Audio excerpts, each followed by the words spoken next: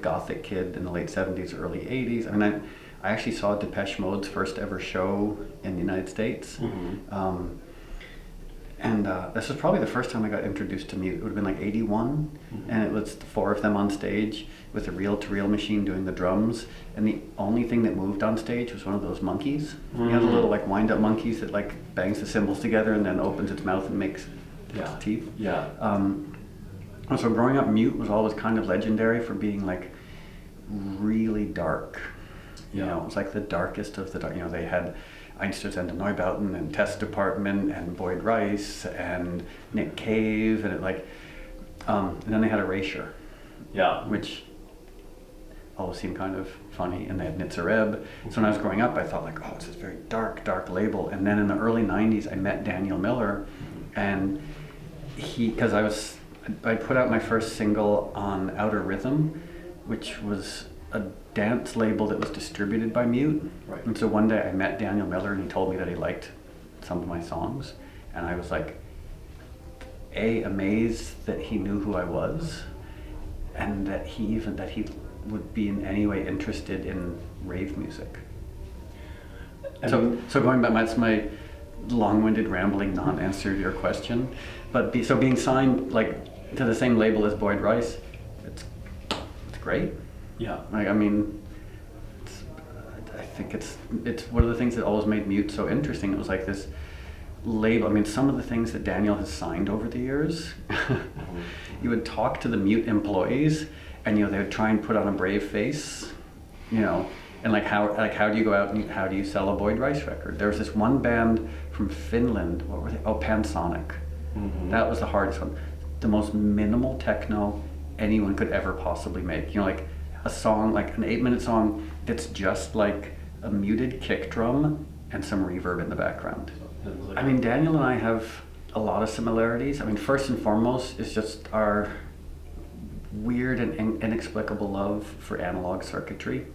Like, it's tragic. We go out to dinner, we meet up, we go out for drinks, and pretty much all we talk about is drum machines and synthesizers. I mean, he was so excited because just recently he bought the vocoder that Kraftwerk had used on Trans-Europe Express.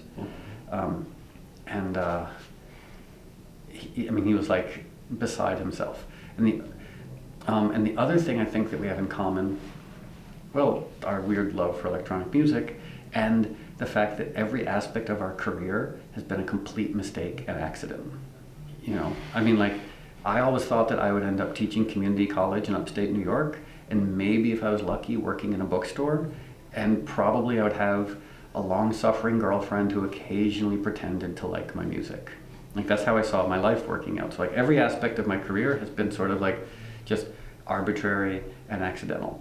And Daniel, when he started putting out Mute records, he was a cab driver, you know, and I think he thought that he was just going to be this guy who occasionally took money from driving a cab and used it to put out his friends' records. You know, because I think some of his, like Frank Tovey, Fad Gadget, as far as I know, couldn't get a record deal. And then the Silicon Teens, which was Daniel, same thing. Like, no one else would put it out, so he was like, oh, he had saved up a few £100 and he started this record company. So it's that like stumbling into a really odd career that was never planned for and never expected. I mean, there's a lot of precedent for that in the world of, you know, Western music in the last 50 years, of people who really love what they're doing and they really love the music they're involved with, even if it's completely marginal. And I mean, I think when Daniel started Mute, it was for the love of it. When I started making records, it was for the love of it. Like, I never expected to have any success. But then, because you're so passionate about what you're doing, you work tirelessly at it, and you don't really care if other people pay attention or not. And then all of a sudden, lo and behold, there's some sort of random paradigm shift, and the world that ignored you suddenly is the world that is interested in what you're doing. And it's baffling. It creates almost like a cognitive dissonance where you're like, you get so accustomed to being ignored that it kind of freaks you out when people start paying attention to what you're doing.